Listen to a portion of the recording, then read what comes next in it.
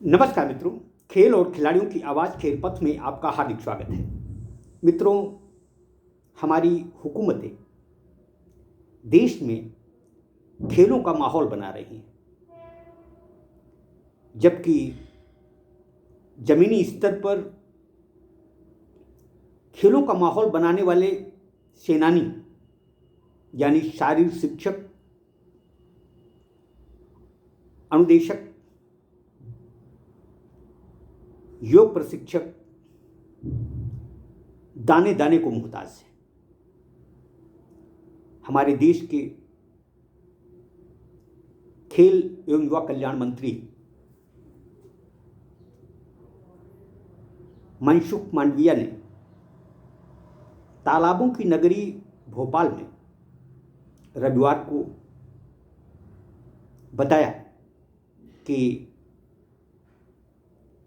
प्रधानमंत्री नरेंद्र मोदी की इच्छा को पूरा करने के लिए देश में खेल का माहौल बनाने के लिए हर तरह के प्रयास किए जा रहे हैं। भारत को 2036 में ओलंपिक की मेजबानी मिले, ये अच्छी बात है, लेकिन क्या ज़मीनी स्तर पर हम ओलंपिक मेजबानी जैसे भारी भरकम खर्च को सहन करने की या उसे शहर से स्वीकारने में समर्थ हैं? दरअसल पैसे की भी समस्या नहीं है, लेकिन समस्या उस जगह है जहाँ पर हमारी हुकूमतों का, हमारे देश के खेल प्रेमी प्रधानमंत्री नरेंद्र मोदी जी का ध्यान ही नहीं है। दरअसल खेल मंत्री मनसुख मांडविया जी दिल से साफ हैं।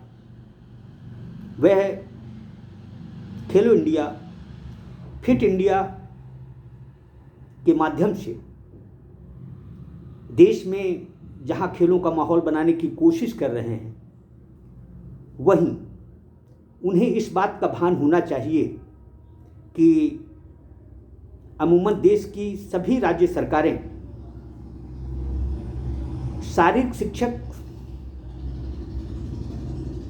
स्वास्थ्य अनुदेशक, अनुदेशक, योग प्रशिक्षक इनके साथ सही सलूक नहीं कर रही। ये जो नाम पद हैं, ये न केवल सम्मानित हैं, बल्कि यही खेलों का माहौल बनाने का मुख्य सूत्रधार है। बिहार सरकार भी इस समय स्कूलों में खेलों की चोचलेबाजी कर रही है। उसके जमीनी सैनिक, शारीरिक शिक्षक एवं स्वास्थ्य अनुदेशक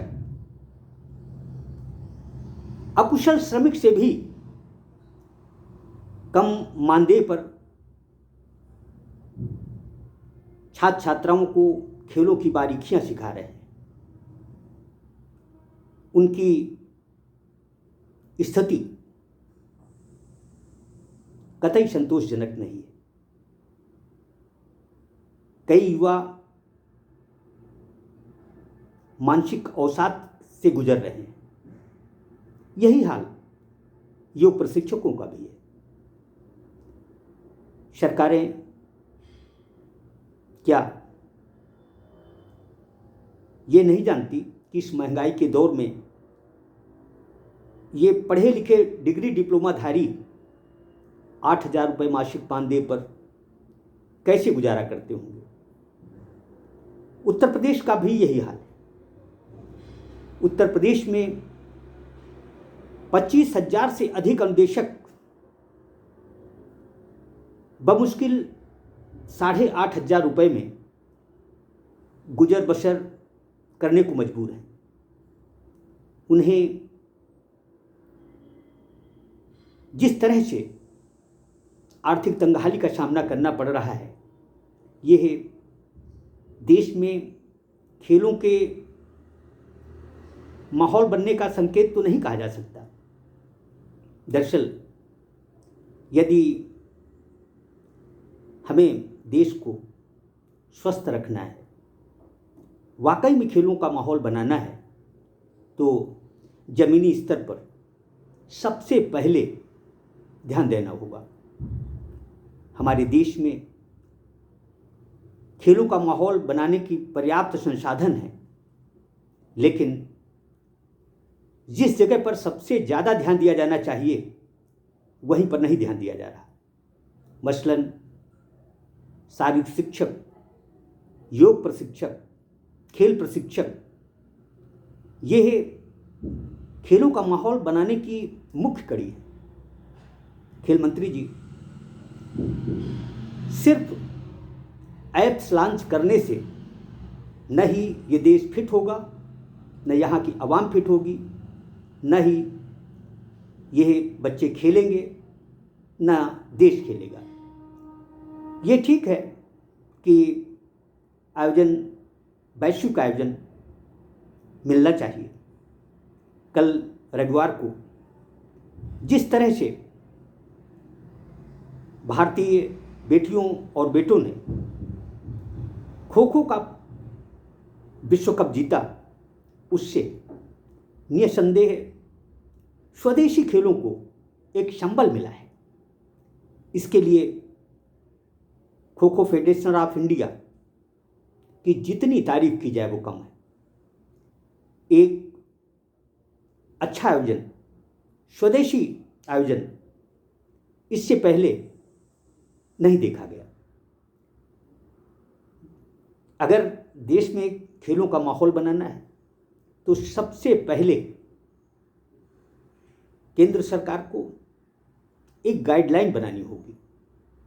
नई शिक्षा नीति में शारीरिक शिक्षा को प्रमुखता दी गई है, लेकिन ये देखना होगा कि क्या शारीरिक शिक्षकों की पर्याप्त संख्या है, क्या जो शारीरिक शिक्षक रखे गए हैं उन्हें उतना मानदेय मिलता है कि वो अपना गुजारा सही ढंग से कर सके। स्वास्थ्य के क्षेत्र में हमारी हुकूमतें लगातार मेडिकल कॉलेज खोल रही हैं। हम इसे अपनी शान का सूचक मानते हैं, लेकिन मेरा अपना मानना है कि जो स्वास्थ्य में हम अकूत पैसा खर्च करने का मन बना रहे हैं, यही पैसा यदि हम शारीरिक शिक्षकों, खेल प्रशिक्षकों, योग प्रशिक्षकों के मानदेय सुधार में खर्च करें, उन्हें पूर्णकालिक रखने की व्यवस्था करें, तो मैं समझता हूँ इससे न केवल स्कूल स्तर से यानी ज़मीनी स्तर से खेलों का माहौल बनेगा, बल्कि लगेगा, इस पीढ़ी को भी लगेगा कि हमारे प्रधानमंत्री नरेंद्र मोदी जो कुछ भी सोच रहे हैं, जो सपना देख रहे हैं, वह वाकई में सही है। सबसे पहले शारीरिक शिक्षकों, योग प्रशिक्षकों, खेल प्रशिक्षकों की सुध लेना चाहिए, उन्हें पूर्णकालिक किया जाए।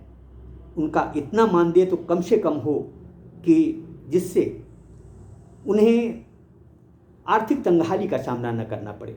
यदि खेल गुरु ही दुखी होगा तो हमारा राष्ट्र कतई स्वस्थ नहीं हो पाएगा, कतई खेलों में आगे नहीं बढ़ पाएगा। जय हिंद, जय भारत।